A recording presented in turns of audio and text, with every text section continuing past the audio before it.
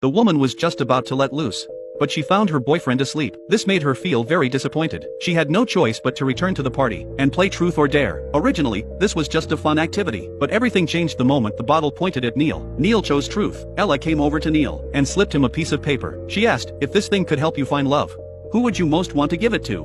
Neil was timid by nature, but he was honest. He handed the note directly to Lisa. However, Lisa had a boyfriend, and he was at the party. This made her boyfriend Paul feel insulted. He attacked Neil directly, and this punch would have serious consequences. After that, Neil seemed to disappear, and he didn't even attend the graduation ceremony. Months later, several classmates who had participated in the game received birthday invitations from Neil. At first, they didn't plan to attend, but upon hearing that Neil's family was wealthy, with members either high-ranking officials or business tycoons, they saw it as an opportunity to network. Soon, they arrived at their destination. Neil's home was a massive castle. Upon exiting the car, they were stunned. They knew Neil's family was wealthy, but they never imagined it was to such an unimaginable extent. While they were waiting for Neil, the butler approached them and said the birthday party wasn't being held here, but in a small cabin nearby. Upon hearing this, they didn't think much of it and headed straight for the forest. Soon they arrived at the cabin, but to their surprise, Neil still hadn't shown up. Instead, his older brother Nick greeted them. Nick said his brother was on vacation. Due to weather conditions, his flight was delayed. He was currently on his way. He asked everyone not to worry.